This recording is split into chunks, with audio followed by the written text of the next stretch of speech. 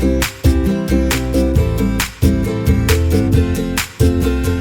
guys, Lacey here. Welcome to 80 Acres. I'm so glad you're joining me today because we're going to get out in the garden today. I think it's been about 2 weeks since I last shared my garden with you guys. So there's a lot of things going on, a lot of changes. And so end of May garden tour for you guys. Let's go. Time out, a little detour real quick. We have 4 ducks instead of 6. We usually let them roam around during the day and then put them up at night. And I guess their gate fell open. I just want to make sure that we have everyone and coyotes didn't get them last night. The ducks came from this direction behind the garden. I'm being pretty mindful of rattlesnakes. We've had a couple. Hey, little lizard. I don't know, there's a lot of sand plums over here, so I'm sure they're probably over here. But usually they greet me every morning. I just want to make sure that everything's fine and dandy, okay. I bet they're right in there. Trying to listen as closely as I can. Oh, I heard something. Ah, I don't really want to go dredging through all the plum bushes. They're very thorny, and we've killed 2 rattlesnakes this last week. So even though I have my calf flappers on, I do not want to go through there and try to get ducks out. So they got themselves in the mess. They can get themselves out. Anyway, the missing duck debacle is solved. We got the ducks.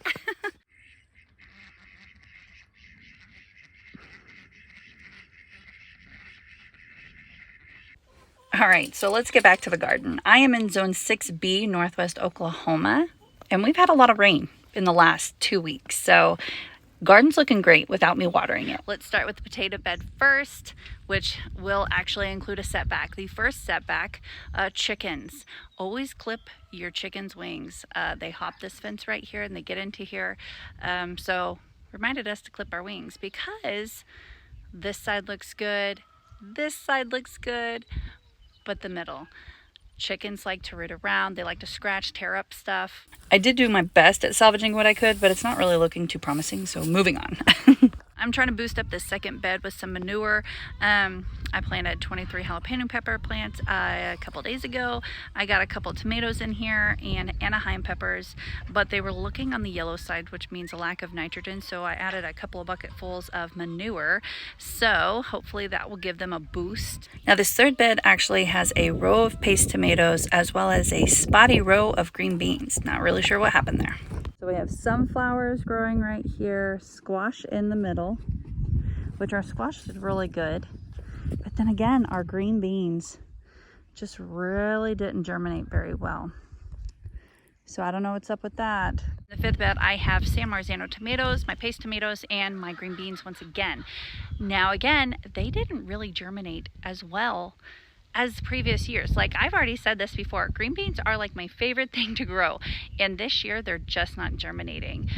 This row, and that row. So that's 3 beds that have not germinated at all from the same package. Like this year I actually had to buy green bean seeds, and it was the first in like, I don't know, years.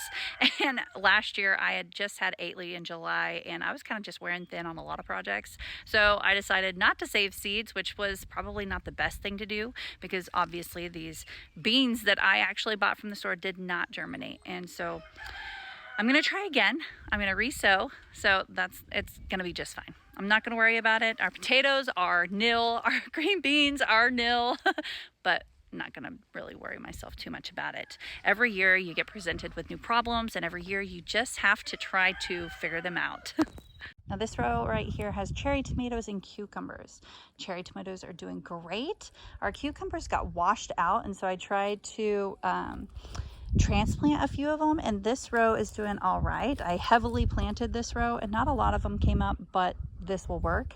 And then over here, over on this side, this little guy is not transplanting very well, as well as this one and that one. They kind of got washed down over here, so I tried my best to transplant, and they're just not doing so hot. And then of course we have a row of radishes right there doing real good. Banana peppers, slicing tomatoes, Carmen red peppers. We've got another slicer tomato group, and then our bell peppers. There are little watermelons growing. There's watermelons. I have not weeded because I'm waiting for a few more to pop up maybe, like this guy. This guy popped up too. But we've got watermelons on the edge that I'll trellis up, as well as on this side, okra. If this isn't okra, sure enough, that's okra. Woohoo! On this side, again, I have okra. On this side, I have okra. I don't really see anything popping up just yet.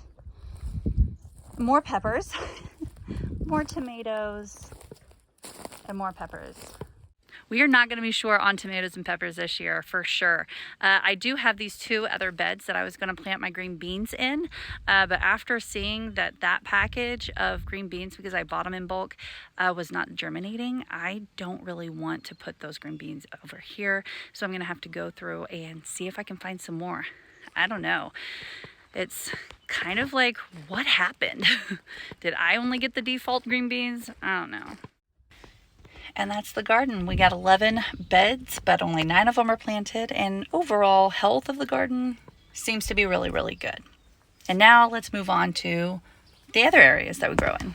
So now coming out of this garden is this big old space right here that I just enclosed.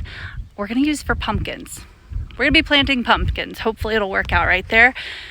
And I'm going to take you up here. I love to have aesthetically pleasing places around our home, but this is just not one of them yet. I will tell you that there's not been a lot of energy spent here in this area, but hopefully I'm working on it. It's a work in progress, actually. The idea of this garden was actually where my family could just come out here and just relax, have a space where we can just get out of the wind with all the fence panels. They block the wind really well. So just basically a sitting area, maybe a campfire, and have these garden beds actually take care of themselves. I mean, this one has strawberries in it, this one has garlic in it, and I want to convert this one right here to strawberries as well. Those things kind of take care of themselves. But anyway, I just wanted to explain why this looks like a hot mess right now. It looks like we've got some garlic almost ready to go. I do need to cut the scapes off. This right here, this little curly Q of a cutie, needs to be cut off. We'll make some good pesto with that. Oh, my favorite.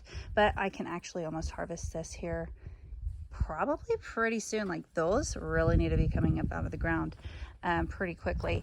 This is a bed that I just let it do its thing, and it looks like I've got some radishes and spinach came up. I have had such a hard time with spinach. I did plant some peas. The girls wanted to plant some snap peas, so we did plant some of that.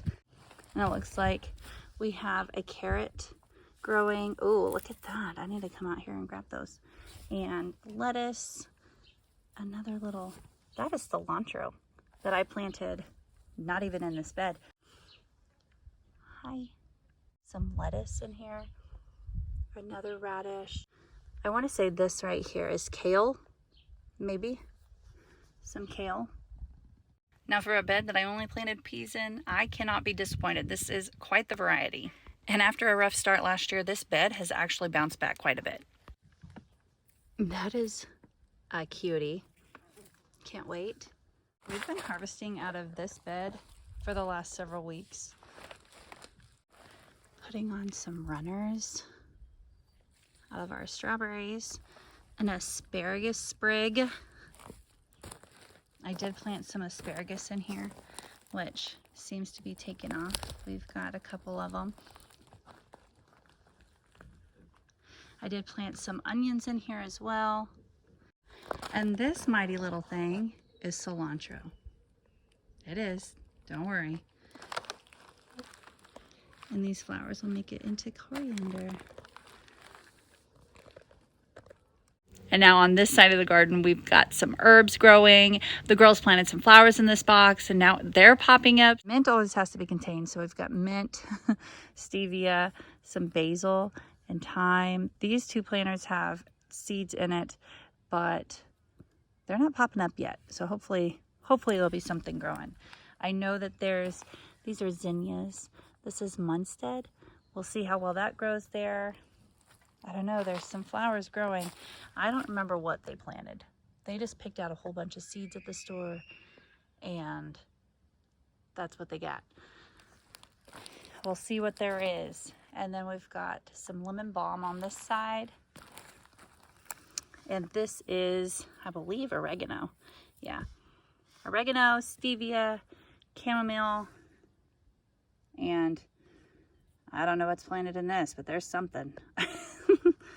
It's getting pretty hot out here, but that pretty much sums up the garden areas. I know that they have their issues. I know that they're not aesthetically pleasing at the moment, but this is my happy space, and I'm so glad I'm able to share this with you guys because, I mean, if I see other people's gardens, it always inspires me to just get out in my own garden and work it. So I hope that this does that for you guys. And if you like this, please subscribe, ring the little doohickey, and we'll catch you in the next one. Bye, guys. Did you kill another mouse for us? I'll be so happy if you did. Huh? Did you kill another mouse?